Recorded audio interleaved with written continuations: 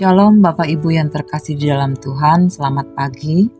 Hari ini firman Tuhan terdapat dalam kitab Habakuk pasal 3 ayat 2 hingga yang ke-6 di bawah judul perikop Doa Nabi Habakuk.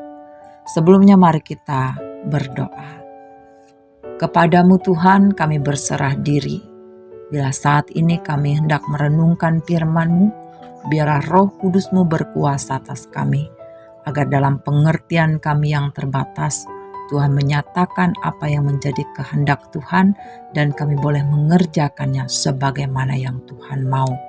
Di dalam Yesus kami berdoa. Amin. Bapak Ibu saudaraku yang dikasih dalam Tuhan, memahami dan menerima apa yang Allah rencanakan, apa yang Allah inginkan dalam setiap perkara yang terjadi tentu tidaklah mudah.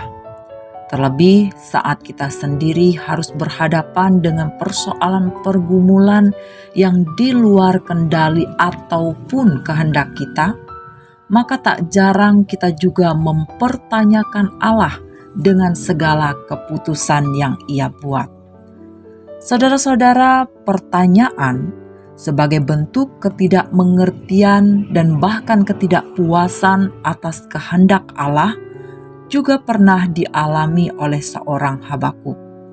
Sekalipun ia merupakan nabi Allah di tengah-tengah bangsa Yehuda, tapi nyatanya tidak semua hal yang Allah kerjakan bagi bangsa itu dapat ia pahami dan terima. Habakuk bergumul dengan pertanyaan-pertanyaan. Allah, mengapa engkau membiarkan bangsa Yehuda hidup dalam kejahatan? Mengapa engkau membiarkan bangsa Yehuda jatuh dan menderita sengsara dalam penindasan bangsa Babel? Dan pertanyaan-pertanyaan lainnya. Nah, namun pertanyaan dan pergumulan iman Habakuk diakhirinya dengan pengakuan akan kedaulatan Allah atas segala yang Ia ciptakan, atas segala yang Ia kerjakan. Dan itu diungkapkan Habakuk dalam doanya sebagaimana yang kita dengar pada nas ini. Habakuk juga menyadari betapa kehidupan manusia bergantung sepenuhnya pada kemurahan kasih Allah. Dan ia meyakini di balik persoalan pergumulan, di balik kesesakan dan kesengsaraan, selalu ada pengharapan bagi orang-orang yang percaya kepada Tuhan, sebab sesungguhnya Tuhan peduli. Tuhan mendengar, Tuhan tahu memberikan yang terbaik bagi setiap orang yang berharap kepadanya, tetapi tentu saja dengan cara yang Ia kehendaki. Bapak Ibu saudaraku yang dikasih di dalam Tuhan, dari kisah Habakuk ini kita bisa belajar bahwa yang pertama, bertanya akan kehendak Allah yang tidak kita mengerti bukanlah suatu kejahatan, tetapi ia menjadi sebuah kesalahan bila pertanyaan-pertanyaan tersebut membuat kita merasa diri kita lebih tahu, lebih pintar, lebih bijak daripada Allah, sehingga kita pun bisa mendikte Allah atas segala yang Ia kerjakan.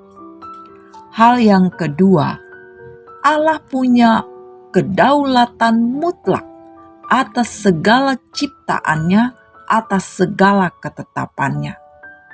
Kedaulatan ini tidak bisa dirampas hanya karena kita merasa tidak puas dengan apa yang Ia izinkan dan putuskan untuk terjadi.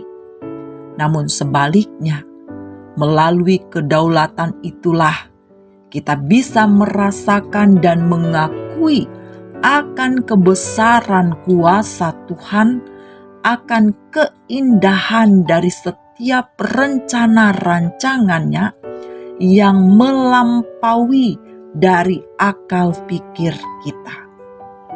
Melalui kedaulatan itulah kita juga menyadari betapa kita ini begitu kecil di hadapan Allah, dan kita sesungguhnya hidup bergantung pada kemurahan kasih Allah. Hal yang ketiga, sekalipun ketetapan Allah tidak selalu indah seperti yang kita inginkan ataupun pikirkan, tapi ketahuilah, Allah tidak akan membiarkan orang yang percaya kepadanya hidup dalam pengharapan yang sia-sia. Dalam kedaulatannya, Ia senantiasa menunjukkan pengasihan dan pertolongan kepada setiap orang yang setia dan mengasihi Tuhan. Amin.